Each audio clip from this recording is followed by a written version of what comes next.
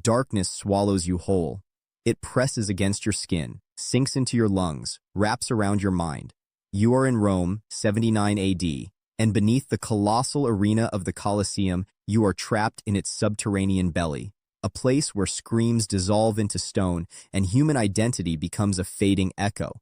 Here, principles are silent but absolute. You already know them, even if no one spoke them aloud. Victory for them means punishment for you.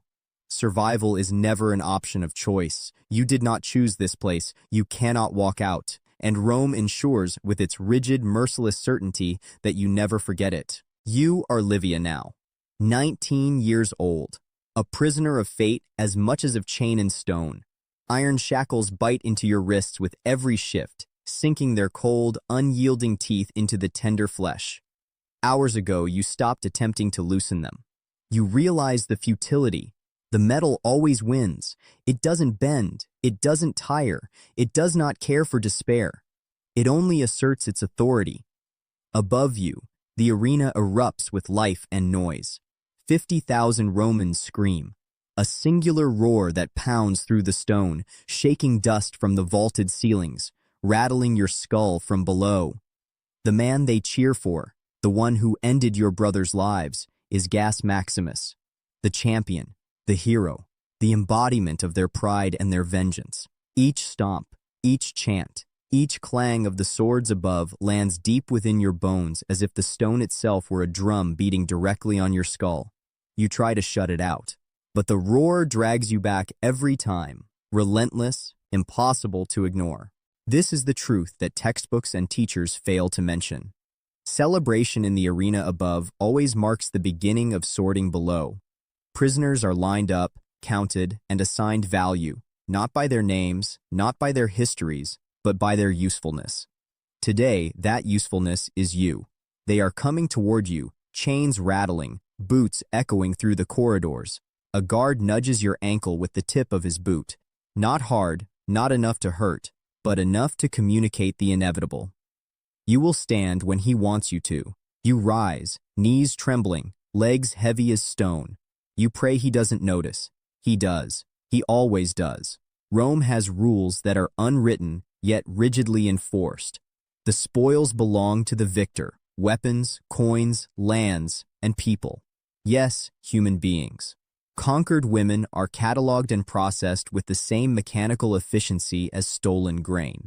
The state does not hide this practice. The state meticulously records it.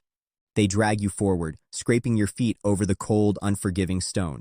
A guard mutters, "Don't make this difficult," as if any choice has ever been yours.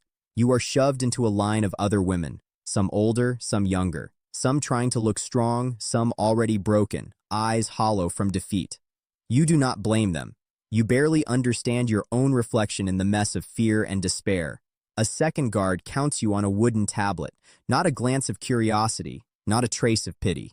Just numbers, like livestock in a pen, being assessed, categorized, dehumanized. And then, the moment arrives. A man steps forward in a red-trimmed tunic, his rank evident, his smile a frozen curve that conveys nothing human. He evaluates each woman with the detached precision of a merchant inspecting jars of olives. He stops in front of you. One finger lifts your chin, not gentle, not cruel, just testing. "Dian?" he asks. You barely manage to breathe as you answer, "Yes." He writes something on his tablet. You do not get to ask what. You do not want to know. This is your value in Rome, calculated in endurance. Dian captives were prized because they were stubborn, resistant stock, slower to break, more profitable to the buyers who knew their worth increased the longer they could survive suffering. Your value, your price, is measured by how long you can endure without collapsing. Above, the arena erupts again. The dust falls from the ceilings. Someone announces the victor, though you do not need the name. You already know it. Gas Maximus. The guards tug at your chain, dragging you forward. "Looks like the champion gets first pick," one says, half laughing. The words are casual, but the implication is deadly. You do not ask what it means. You have learned that curiosity is often fatal here. They push you into a narrow corridor. Torches spit smoke, and the stone walls radiate the heat of the arena above. You stumble rather than walk. the chain between your wrists, making each step a punishment. Another guard's voice barks, "Keep up, or he'll leave you behind." You do not ask who he is. You only know better than to hesitate. Hesitation is a swift path to death. Rome's system for distributing spoils ensures loyalty above all else. The champion's claim on human captives is not a reward for need. It is a mechanism for control, and women, as always, are included. Tradition rules here, not mercy. You are shoved into a holding chamber lit by a single flickering torch. A few other women are inside, silent, watchful, broken in varying degrees. Talking is a gamble. Breathing itself feels like asking permission. In the hallway, the clatter of armor announces Gas Maximus's arrival. He is smeared with dust, sweat streaking his arms in thin, glistening lines. You expect his eyes to seek the women first. They do not. He consults the guards, scanning the tablets as if confirming the presence of tools, not people. He stops at the line, and a shiver runs through the women. One flinches, another stares at the floor. You have learned the first rule of survival in Rome's underbelly. Keep your head down, your breathing quiet, your movements minimal. Gas Maximus pauses before you, studying you not as a man, but as a soldier, evaluating the functionality of a tool. The guard whispers, "Dian, strong," doesn't talk back. "That's all you're worth down here." Maximus nods. A brief, non-committal acknowledgement, not approval. Then he surprises you. He tells the officer, "No, not this one." Confusion flashes across the guard's face.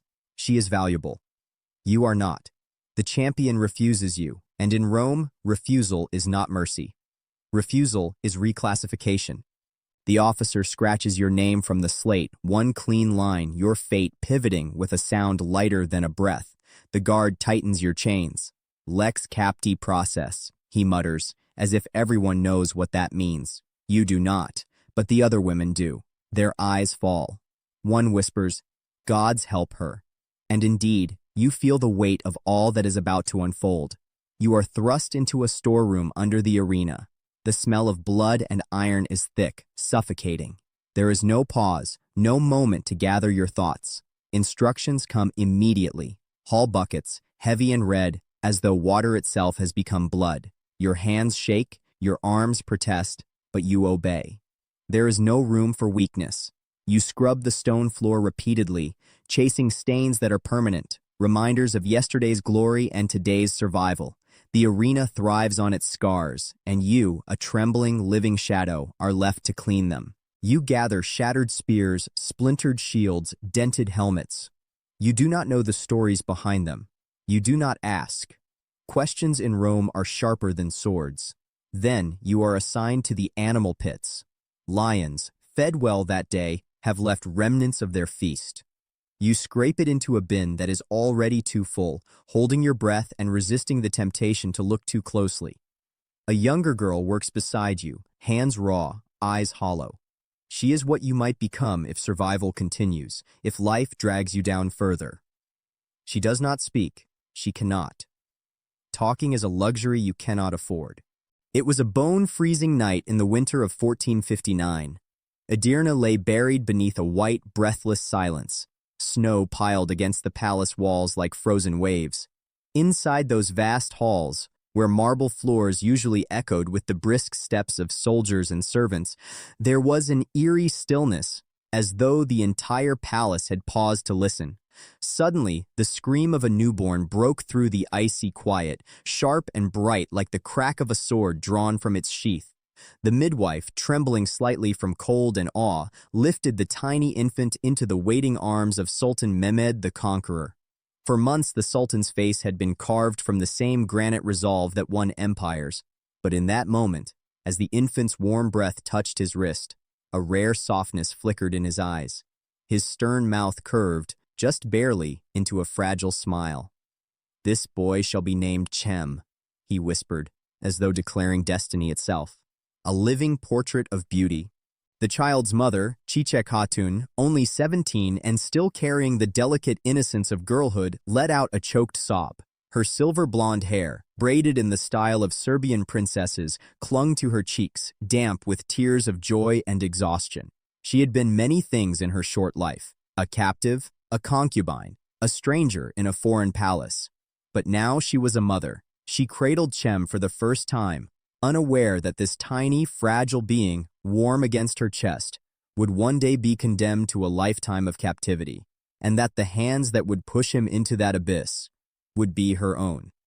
When Chichek first arrived at Topkapi Palace as a war captive, she had imagined that the harem would be full of rivals, but she discovered only one enemy, and she was far more dangerous than armies: Gulbahar Hatun, the dignified, silent mother of Prince Bayezid. Gulbahar rarely spoke, but her silence carried more power than the most vicious scream. Her cold gaze could slice flesh. And one day, while passing Chichek with calculated grace, she leaned close and released a single whisper, only one, that would poison years of Chichek's life. "You are a foreign slave. No matter how charming your son becomes, he will always be second. The throne belongs to the elder son." The words stung like venom, and venom thrives. Whenever anyone praised little Chem, saying his smile resembled Mehmed's or that the Sultan's fierce brilliance glimmered in his eyes, Chichek felt the old wound burn deeper.